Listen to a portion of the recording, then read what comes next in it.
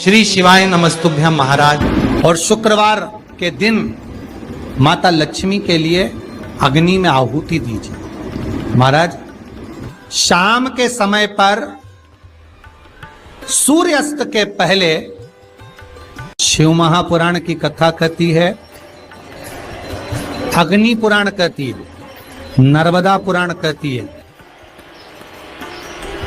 लिंग पुराण कहती है कि बेलपत्री के वृक्ष के नीचे नीचे तो नीचे वो भी जाने दो, यहां तक वर्णन किया शिव महापुराण में तो कि बेलपत्री का जो फल होता ना, बेल फल जो होता है, कहते हैं अगर किसी व्यक्ति के यहाँ लक्ष्मी की कमी होती है, संपदा की कमी होती है, जिसके यहाँ पैसा नहीं आता, धन नहीं आता, तो बेल का जो फल होता है, बेलपत्री का जो फल होता है, उस फल के गूदे को, बेलपत्री के फल का गुर्दा निकाल लो, सुखा लो, गाय के घी में उसको डुबो लो और शुक्रवार के दिन माता लक्ष्मी के लिए अग्नि में आहुति दीजिए। महाराज, शाम के समय पर सूर्यास्त के पहले ये जो आहुतियां हम बेले के गुर्दे के फल की गाय के घी में डुबोकर माता लक्ष्मी और भगवान विष्णु के नाम से देते हैं, महाराज 2 या 3 शुक्रवार करोगे, लक्ष्मी की कभी कमी नहीं आती, संपदा बढ़ती है। एक लड़का अगर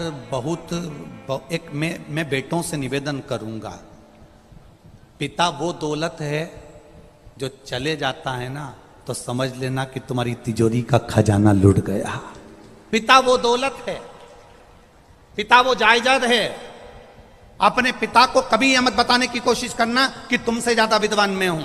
अपने पिता को कभी यह बताने की कोशिश मत करना कि तुमसे अच्छी दुकान में चला लेता हूं। अपने पिता को कभी यह बताने का प्रयास मत करना कि तुमसे अच्छी नौकरी में कर रहा हूं। अपने पिता को यह कभी बताने का प्रयास मत करना कि तुम जितना नहीं कमाए उससे दुगना मैंने कमाकर गाड़ी खरीदी, बंगला खरीदा, ये बनाया, जेवर बनाया, ये करा, वो करा। अपने पिता को कभी ये मत बताना कि मैं जितना कर सकता हूं उतना तुमने नहीं करा, क्योंकि पिता की बराबरी तुम कभी नहीं कर सकते, क्योंकि पिता पिता होता है। उसने अपना पूरा जीवन जो कमाया वो तेरी विद्या में लगाया, जो कमाया तेरी पढ़ाई में लगाया, जो कमाया तुझे अव्वल बनाने में लगा दिया।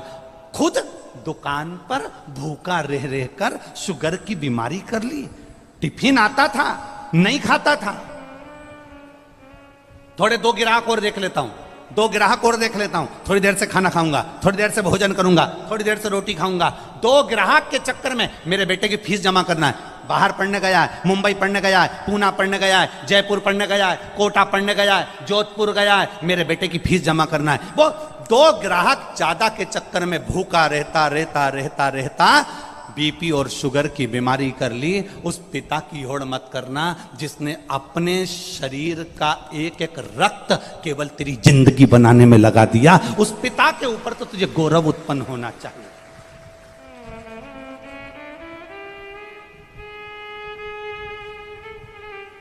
बड़ा दुख होता है जब किसी के मोबाइल पर हम स्टेटस पर देखते हैं ना, और वो लिखते हैं माय वाइफ माय लाइफ।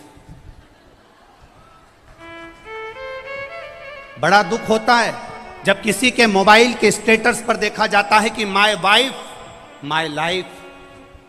तुम्हारे लाइफ बनाने में तुम्हारी वाइफ ने क्या क्या करा, एक बार पत्र में लिख के तो भेज भेरू, मैं तो इंतजार में बैठा हूं।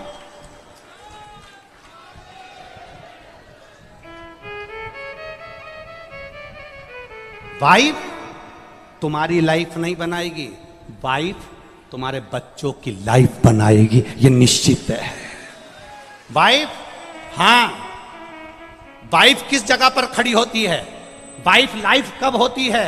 जब तुम बीमार पड़े हो, तकलीफ में हो, कष्ट में हो, कर्जे में लदालूम हो गए, दुख की घड़ी है, और तुम्हारी पत्नी तुम्हारे सामने खड़ी होकर कह दे चिंता मत करना, कर्जा भी हो गया तो मरने की मत सोचना, बीमारी आ गई ना टेंशन मत लेना, मैं तुम्हारे साथ कदम से कदम मिलाकर चलूंगी, चिंता मत करना। तब लिखना माय वाइफ माय लाइफ है। ये मुझे ज्ञान दे रही है, ये मुझे समझा रही है, ये मुझे ज्ञान का स्मरण करा रही है। और नहीं तो अपने मोबाइल पर लिखना चाहिए, my father, my mother, my life. मेरा पिता और मेरी माँ ही मेरी लाइफ है, जिसने मेरी जिंदगी बनाई है। हम तुम्हारी पत्नी का विरोध नहीं कर रहे, क्योंकि हमें तुम्हारी पत्नी का विरोध करना भी नहीं है। जैसी मिली है तुम निभा रहे हो, हम तुम्हारी पत्नी का क्या विरोध करें। हमारा इतना सा कहना है, तुम्हारी पत्नी तुम्हारी दुख की घड़ी में सामने खड़ी हो, तुम्हारी पत्नी तुम्हारे दुख के समय पर तुम्हारे सामने खड़े होकर कह रही हो, चिंता मत करो, कोई बात नहीं, पैसा नहीं है ना, अब की बार साड़ी नहीं लेंगे करवा चौथ पर, मेरे पास बहुत पड़ी है, जेवर पड़ा है, तुम चिंता मत करना। अगर दुख की घड़ी आ भी गई, पूरा जेवर उठा कर दे दूंगी, तुम्हें कर्जे से मुक्त कर दूंगी, तुम चिंता मत करना, तुम चिंता मत करना। एक बात याद रखना, जब हमारे घर में दुख आता है, तब हमारे घर का सोना बैंक में जाता है या दुकान पर जाता है, काय के लिए? गिरवे रखने के लिए या बिकने के लिए? बोलो सही है कि गलत है?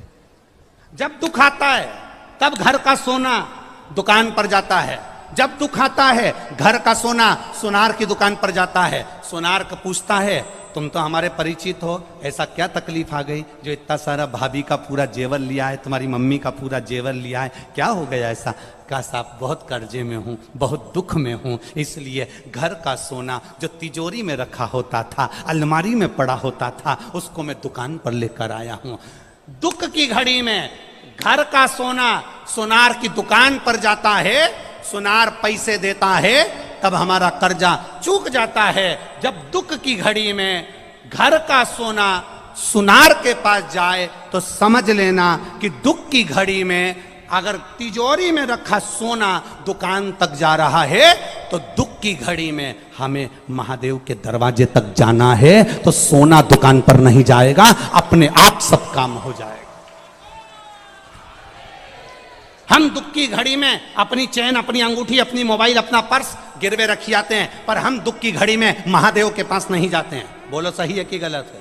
दुख की घड़ी आई, तुमने सोचा मेरी गाड़ी रख देता हूं, मेरा बंगला रख देता हूं, मेरा ये सामान रख देता हूं, मेरी चैन रख देता हूं, मेरी अंगूठी रख देता हूं। मेरा एक निवेदन है, अपने चैन, अंगूठी, मोबाइल, पर्स को गिरवे रखने से अच्छा, कर्जे में डुबाने से अच्छा, एक बार दुख की घड़ी में जैसे सोना सुनार की दुकान पर जाता है, ऐसी दुख की घड़ी में तुम मेरे महादेव के मंदिर में, लोग सोना दुकान पर ले जाते हैं, तुम 2 लोटा पानी महादेव के मंदिर में लेकर जाना, उसको चढ़ाना, 1 महीना इंतजार करना, फिर विश्वास रखना कि शिव पुराण सुनी थी तो 1 महीने में बाबा ने धीरे धीरे कर्जा चुकाया कि नहीं चुकाया। कहां से आएगा, कैसे देगा? उसका नाम कुबेरेश्वर महादेव है। वो साधारण नहीं है, बड़ा आनंद में बैठता है, अलमस्त होकर बैठता है, अपने पास कुछ नहीं रखता पर दुनिया को देने की सामर्थ्यता रखता है। एक कंकर बाहर पड़ा हुआ है, तुम चल के जा रहे हो, चुभेगा, तुम उस पे से भी निकल कर जा सकते हो, उस कंकर पे से तुम निकल कर जा सकते हो, तुम चल सकते हो, दिक्कत नहीं है। पर एक कंकर तुम्हारे जूते के अंदर भर गया तो तुम बहुत लंबा चल नहीं सकते। जब तक उस कंकर को तुम जूते के अंदर से निकाल नहीं दोगे, तब तक तुम लंबा चल नहीं पाओगे। उस कंकर को जूते के अंदर से निकाल कर बाहर कर दोगे, उस कचरे को जूते के अंदर से बाहर कर दोगे, तो तुम लंबा चल सकते हो। जिसके अंदर, जैसे जूते के अंदर कचरा है, कंकर है, तो लंबा नहीं चल सकते। अपने अंदर यदि अहंकार आ जाता है तो व्यक्ति बहुत ऊंचाई तक चल नहीं पाता, बहुत आगे तक बढ़ नहीं पाता। उसको बढ़ने के लिए, उसको चलने के लिए भीतर के अहंकार को, भीतर के लोभ को, भीतर की तृष्णा को, भीतर की आसक्ति को, भीतर की वासना को, भीतर के अहम को उससे निकालना।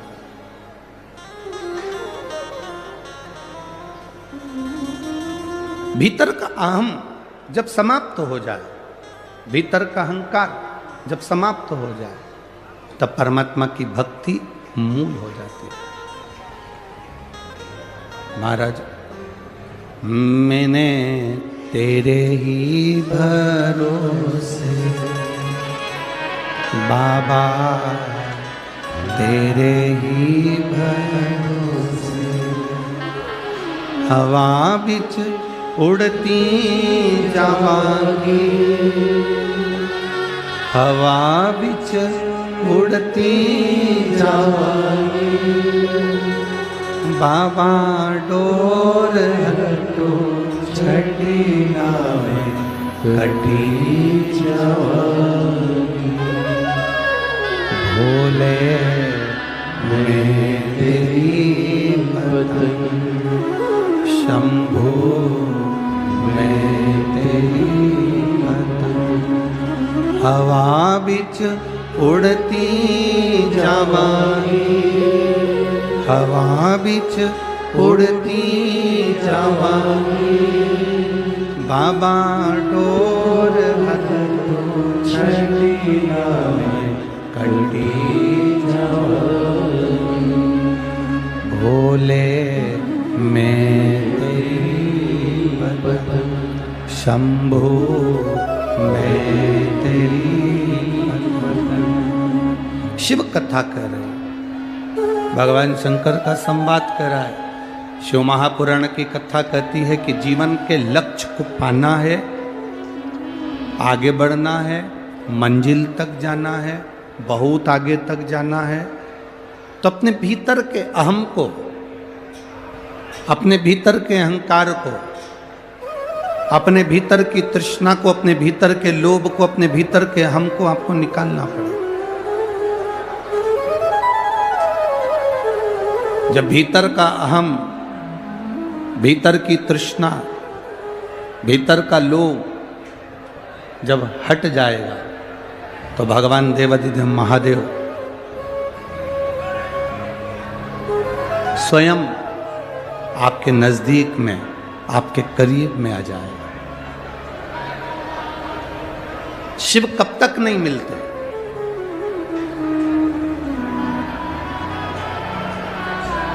शिव कब तक नहीं मिलेंगे? शिव महापुराण की कथा कहती है बाबा देवाधिदेव महादेव कब तक नहीं मिलते। कहा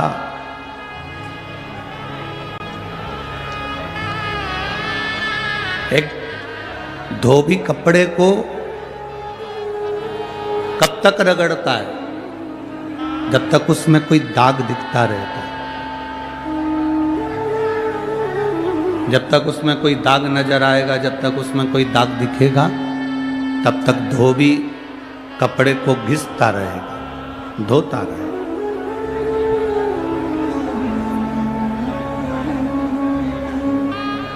जब दाग कपड़े में नहीं रहता,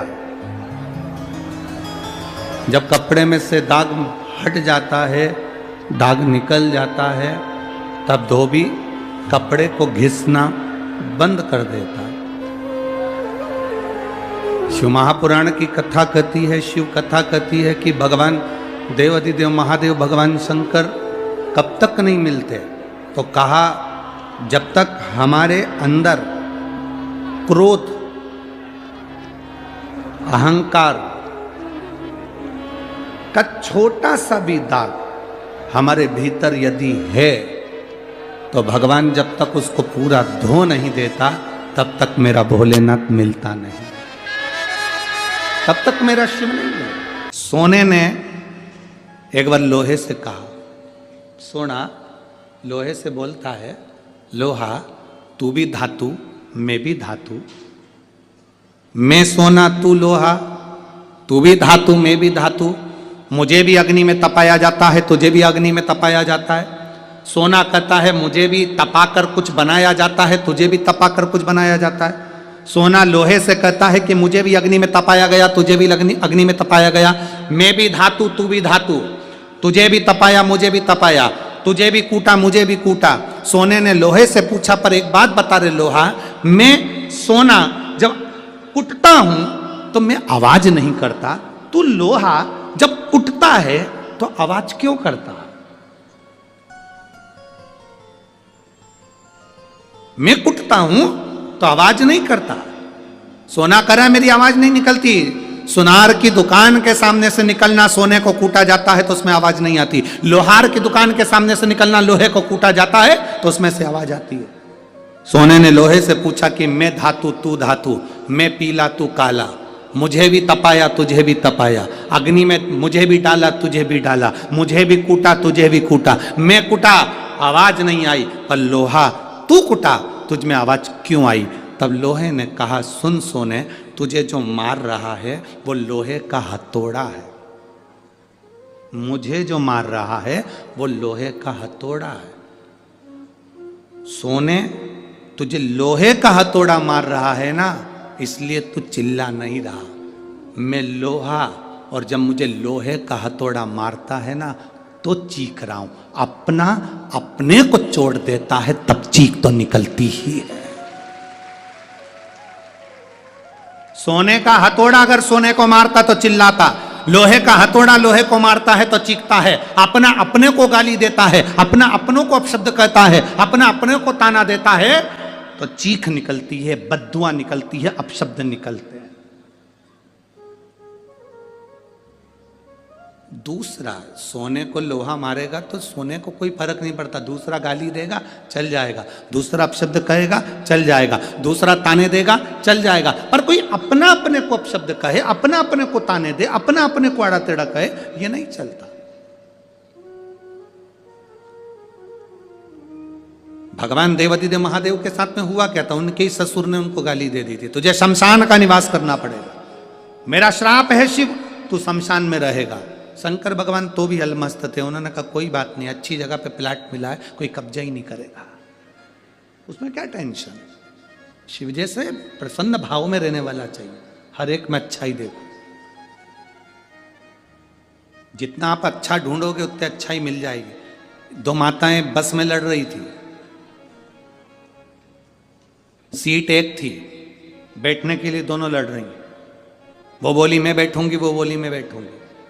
कंडक्टर आ गया, क्यों लड़ रही हो? मैं बैठूंगी।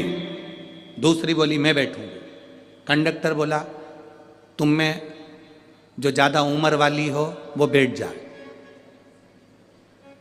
पूरे रास्ते दोनों खड़ी रही, बैठी नहीं, क्योंकि जो बैठेगी वो ज्यादा उम्र की। बैठी नहीं, दोनों खड़ी। पूरा रास्ता उन्होंने खड़ा खड़ा निकाल दिया, पर बैठी नहीं। कंडक्टर दोबारा आया, बैठो। अभी नहीं, मैं बैठू। तो कंडक्टर ने दूसरी से कहा बैठ जाओ,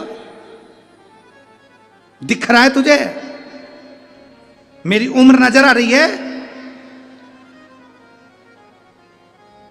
कंडक्टर ने फिर दूसरी से कहा तू बैठ जा, आंखों का इलाज करवा लेते रहे। नहीं बैठूंगी मैं, कोई इतनी उम्र क्यों। कुर्सी पूरी खाली बस की, दोनों नहीं बैठी। इतने में एक दूसरा आ गया, चले गए। ये खड़ी की खड़ी बस की, किसी को मालूम ना पड़ जाए कि उम्र कितनी है।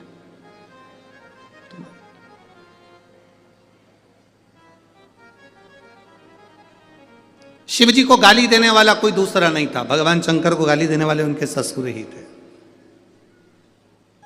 तुम्हारे ऊपर उंगली उठाने वाला कोई दूसरा नहीं होगा, तुम्हारे अपने ही होंगे।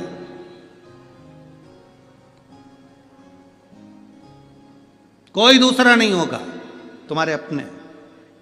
वो लोग चिल्लाते हैं ना, भैया जी संघर्ष करो हम तुम्हारे।